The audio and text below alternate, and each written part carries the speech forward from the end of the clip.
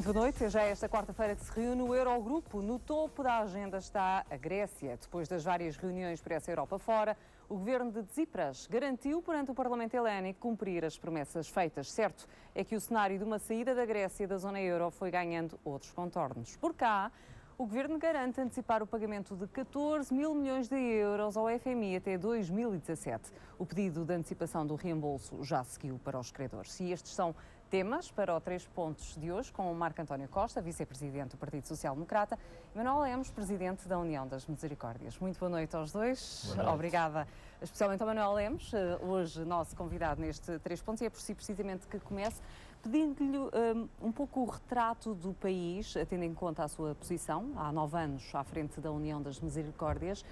Nós já batemos no fundo e estamos no período de margem de manobra nesta altura? Olha, eu quero crer que sim.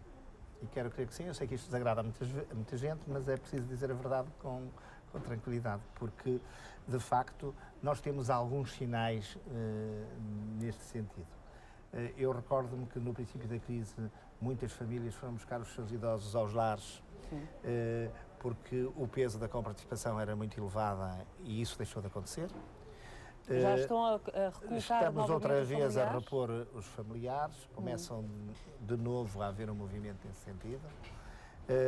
As cantinas sociais, ainda ontem o Governo anunciou alguns resultados, não estão completamente cheias, digamos, temos até cantinas sociais que já fecharam. Portanto, há menos procura. Há menos procura. Tem sido, aqui e ali, alguns casos ainda de acesso, de pessoas um bocado desinformadas, mas de facto o resultado está à vista. Pessoas que tradicionalmente iam, deixaram de ir, portanto isso significa que duas coisas, portanto que a autoestima de muitos funcionou sempre, que foram só porque foram forçados a ir e quando tiveram uma oportunidade começaram a deixar de ir. Não há uma pobreza escondida? Há, com certeza. Isso não temos dúvida nenhuma, é algo que nos preocupa muito. É como é que chegar a essas pessoas? Como chegar a essas pessoas. Nós temos feito alguns ensaios, temos copiado muitas misericórdias italianas que têm grande experiência nessa área e que se especializaram muito há vários anos em apoiar esse tipo de pessoas. Temos muito conversado com os responsáveis das misericórdias italianas. E quantas pessoas, em média, é que a União das Misericórdias ajuda por semana ou por mês? Eu diria que passam pelas nossas casas 150 mil pessoas por dia. Por dia? Por dia. Mas sempre passaram, não é? Sempre passaram, não é? Portanto, não são mais, não é? Sim. Sobretudo, se contar, muitas são as mesmas, porque estão nos lares, estão nas creches, estão nos jardins de infância, vão às cantinas sociais. Esse número não é um número a somar todos os dias, é o número de pessoas que nós apoiamos, não é? Pronto. É o apoio diário É o apoio diário, da União das Misericórdias. Não admira, somos uma instituição muito grande, temos uma capilaridade enorme no nosso país, cobrimos o país todo, estamos a falar de 400 instituições, algumas com uma dimensão enorme, no caso da Misericórdia do Porto, por exemplo. Somos grandes empregadores, normalmente nos concelhos ou somos o primeiro, ou o segundo ou o terceiro empregador local, portanto somos por via disso agentes de desenvolvimento e por isso não faz sentido que a vida das pessoas, sobretudo se tirarmos Lisboa, porque a Misericórdia de Lisboa tem uma natureza um bocadinho diferente, em algum momento das suas vidas os dos portugueses se cruzam com a Misericórdia, ou para serem assistidos, ou quando são pequeninos, ou porque têm emprego. E nesta altura o Presidente da Misericórdia considera que há aqui uma inversão na tendência da procura. Eu diria que há sinais de inversão, assim, com essa força. Não diria, eu diria que há sinais Desde quando é que nota esses sinais? Eu diria que desde o verão, o fim do verão do ano passado, começamos a ver... Mais gente empregada, diminuição. E acho que há aqui um aspecto que eu gostava de salientar,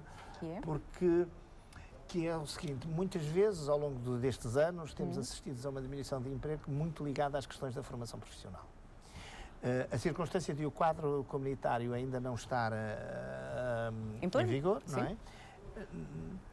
Permite, ou melhor, faz-nos acreditar que nesta taxa de emprego não há nenhuma sustentação desse tipo. Portanto, é uma sustentação da economia, que resulta claramente da economia, e isso é o que me parece mais positivo para... E Marco António Costa, o que é certo é que nas últimas 24 horas tivemos a confirmação que já foi feito o pedido para a antecipação do reembolso do FMI ao FMI, de 14 mil milhões de euros em cerca de 2 anos. O pagamento antecipado ao FMI resolve algum problema de fundo da economia portuguesa? Já ia responder a isso. Permita-me só 3 números muito grandes, muito, enfim, impressivos, e o Dr. Manuel Lemos conhecerá também, não melhor do que eu, estes números. Em primeiro lugar, nos últimos 4 anos, o Estado, no âmbito do Programa de Emergência Social que criou a partir da entrada em funções deste Governo, investiu mais de 1.000 milhões de euros em apoio social extra, para além daquele que já vinha de trás, portanto, reforçou em 1.000 milhões de euros em 4 anos esse apoio. Se a isto somarmos que todos os anos foi transferido para as instituições sociais 1.200 milhões de euros ano, que é a verba que é transferida anualmente, para que estas instituições apoiem mais de 500 mil pessoas no dia-a-dia. A União das Misericórdias referiu 150 mil pessoas, a CNIS, a Confederação Nacional das IPSS, as mutualidades, no total eu diria que diretamente são 500 mil pessoas, mas que poderá, em circunstâncias, se juntarmos todo um universo mais alargado, poderá chegar a cerca de 1 milhão de pessoas que são tocadas diretamente pela rede social portuguesa.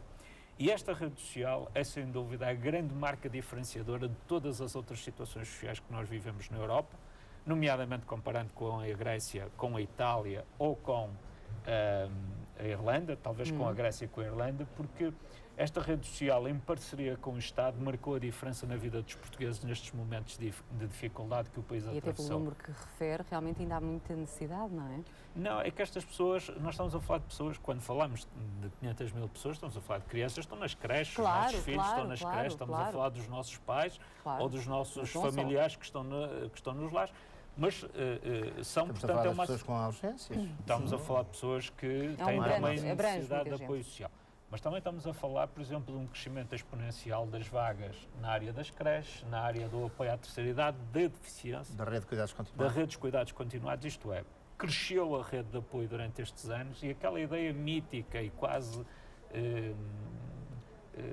enfim, eu diria perfeitamente estúpida, permita-me a expressão, de que houve um desinvestimento social, é falsa. Os números comprovam que houve aumento dos valores das transferências para o setor social e que o setor social reforçou durante estes anos o seu papel. Claro que tem havido críticas, nomeadamente pela diminuição das prestações sociais. Injustificadas. Críticas injustificadas porque, de facto, no plano da ação social houve um reforço efetivo da componente dessa ação.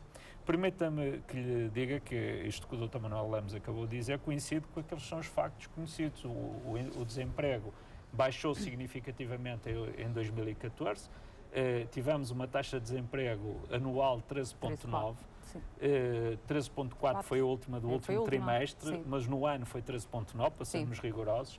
Isto significa que há muitos portugueses, dezenas de milhares de portugueses que encontraram um posto de trabalho.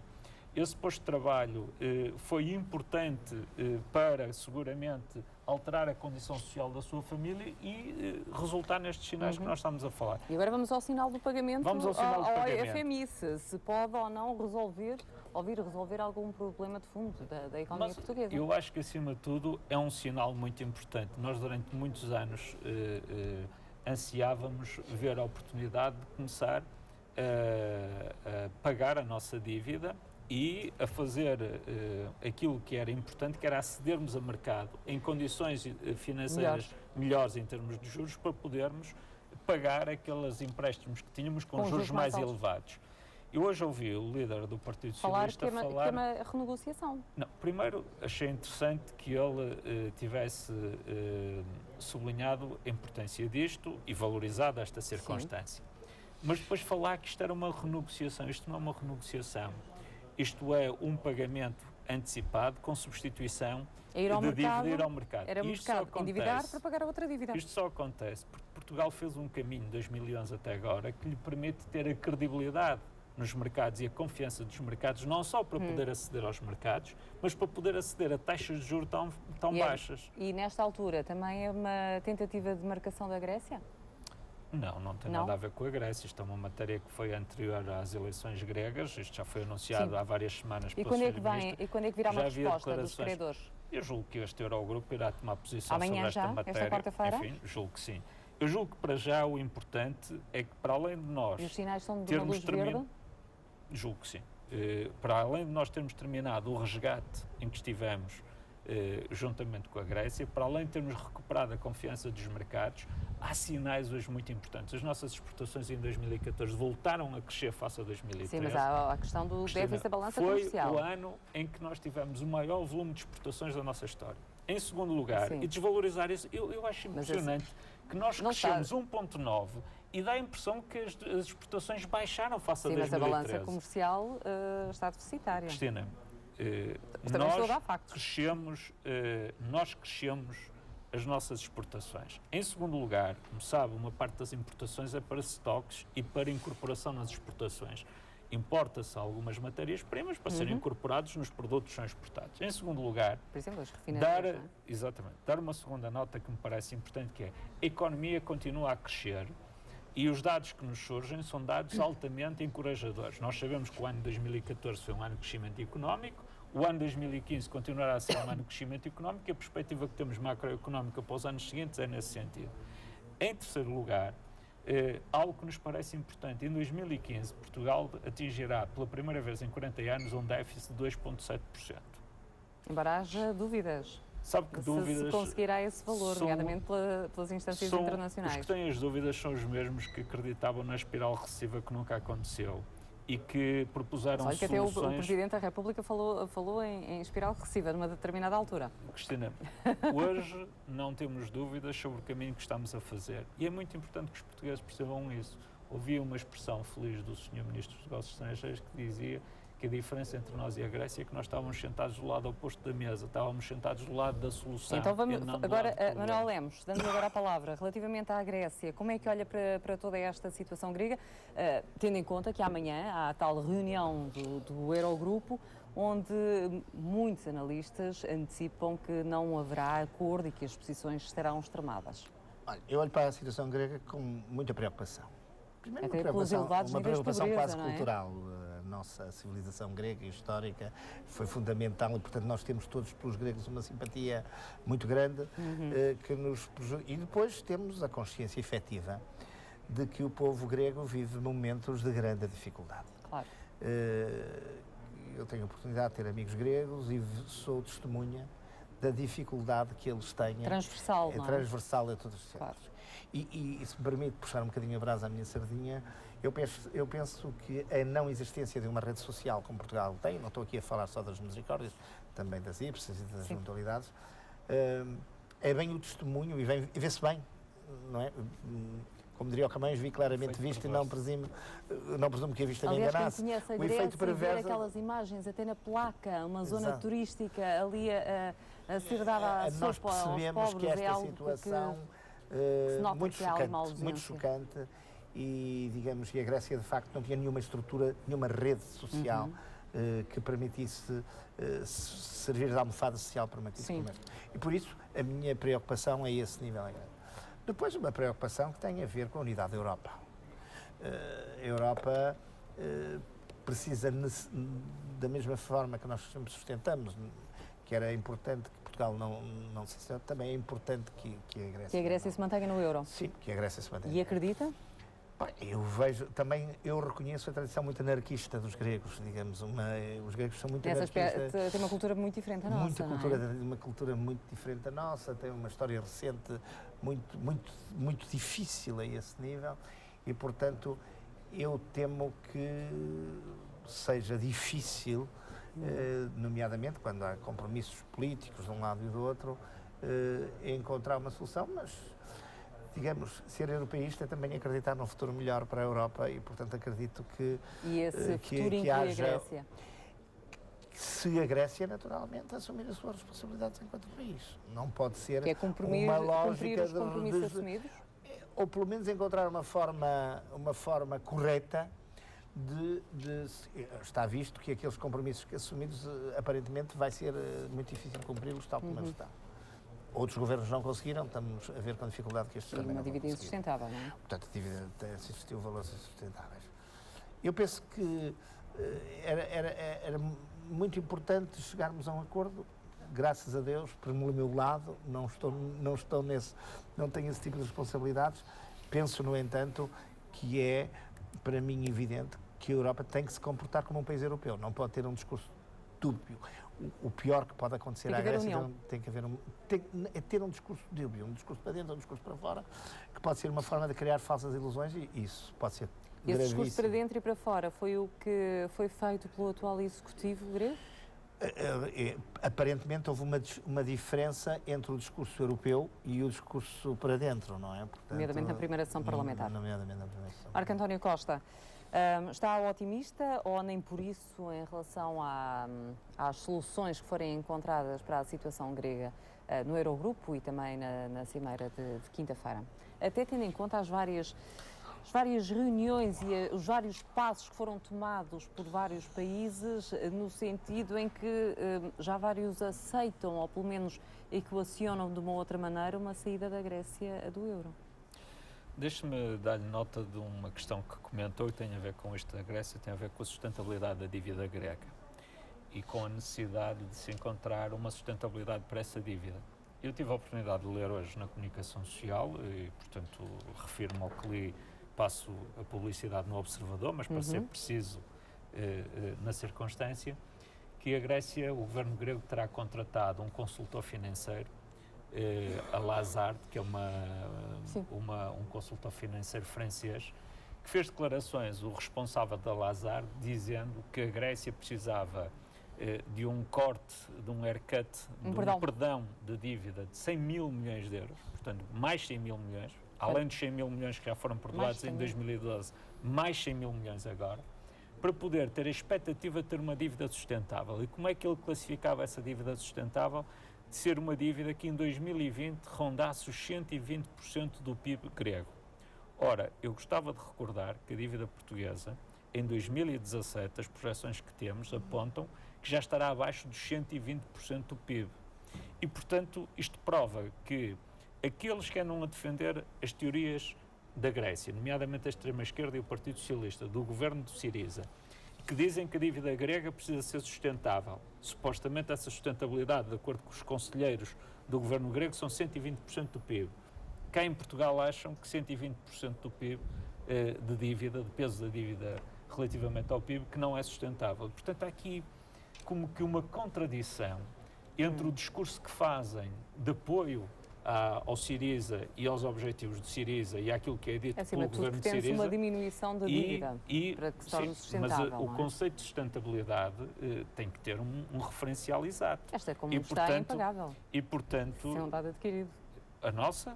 Não, a grega. A nossa, certo. E por isso é que eles dizem que é pagável se eu tiver um rácio em 2020 de 120% de PIB. E cá em Portugal, essa situação E agora, em relação ao Eurogrupo e à relativamente ao Eurogrupo, eu quero tendo dizer... em conta também, só mais um dado, a tal união, a Europa a falar a uma só voz, nós já tivemos aqui uma posição da parte da Áustria de uma aproximação a Atenas, ao contrário do que tem sucedido por parte de outros países. Sabe que a impressão com que eu fico é que o governo grego quer mesmo uma saída do euro. É o próprio grego, o governo quer? Porque os atos que tem assumido são atos de alguém que não busca uma solução. Tem um plano B. Pelo menos é disso que existe um plano B, ou seja, um financiamento que poderia vir de países como a Rússia, a China e os Estados Unidos. Repare, se a Grécia tem um plano B, significa isso que consegue obter financiamento mais favorável do que aquele que obtém na Europa, a um preço mais baixo e sem condições. Eu julgo que seria ótimo que os gregos pudessem negociar para a Europa toda uma linha de crédito, porque quem tem essas condições de acesso a crédito sem condições, mais barato e sem ter que cumprir um programa de resgate. O tal programa intercalar de 6 meses, está fora de questão. Eu não posso A responder. extensão Eu acho do programa da Troika por 6 meses já foi Cristina, desmentido para a Alemanha. Sabe que repare que nós, desde que começámos a conversar aqui neste programa, no 3 pontos, sobre a situação da Grécia, nós temos uma dificuldade, é acompanhar a velocidade de transformação do discurso, de mudança do discurso do governo grego. E, portanto, é sempre muito difícil comentar aquilo que não está escrito e apresentado formalmente. Sim. Eu disse isto a semana passada, julgo que vi confirmadas todas as minhas expectativas do que disse cá a semana passada, porque, de facto, muito que nós ouvimos depois não se confirma. Repare, o primeiro Conselho de Ministros do que o governo grego fez, televisionado, anunciou a suspensão da privatização do Porto de Pireus. Hoje tomámos conhecimento que supostamente, afinal, vai avançar essa privatização. Que era para os chineses. Eram os chineses que estavam apontados. Segunda questão. Ouvimos falar do restabelecimento imediato do salário mínimo nacional em cerca de 700 euros. Agora, pelos vistos, não é imediato, demorará alguns anos a chegar ao valor que estava previsto. Isto é... Terá de ser aí uma cedência, não é? Não, o que eu vejo é, de facto, aquilo que eu disse na semana passada, que é falta de preparação para lidar com uma situação desta responsabilidade. E a minha convicção é que o caminho que está a seguir, o discurso, a atitude, a provocação que está a assumir permanentemente o governo grego, até com os italianos, vindo contar supostamente conversas privadas na praça pública, não é propriamente de um governo que quer encontrar uma solução e uma solução que seja equilibrada para todas as partes em presença. Se me pergunta qual é o desejo que todos nós temos... É que haja uma solução. É que haja uma solução. Claro. Manuel Lemos, estamos a aproximar-nos muito rapidamente do fim. Eu avisei logo antes de começarmos o programa que o tempo passa muito caladinho. Mas falou. Agora, quero também aqui a sua ideia em relação ainda a esta matéria, sobre a Grécia, nomeadamente nesta intransigência aparente de ambas as partes. Bom, como é que se pode sair do meio disto tudo? Vamos lá ver. Poderá a Grécia ter apoio, por exemplo, de uma digamos, Rússia? a maioria dos países... Eu acho isso muito difícil. A Rússia, neste momento, tem um gravíssimo problema entre as mãos, que é a Ucrânia, não é? Portanto, não estou a ver a Rússia arranjar um segundo problema. Depois tem problemas gravíssimos, porque, digamos, a queda do preço do petróleo é seguramente um fator enorme de perturbação na Rússia. E, portanto, digamos... Eu não estou muito a ver com facilidade que também, por exemplo, os Estados Unidos aceitem com facilidade, por exemplo, a instalação de bases russas na Grécia. Portanto, seria necessariamente uma contrapartida, não é? Isso iria alterar o equilíbrio europeu. Sim. Digamos, há aqui, digamos, há muito um jogo de luzes e sombras.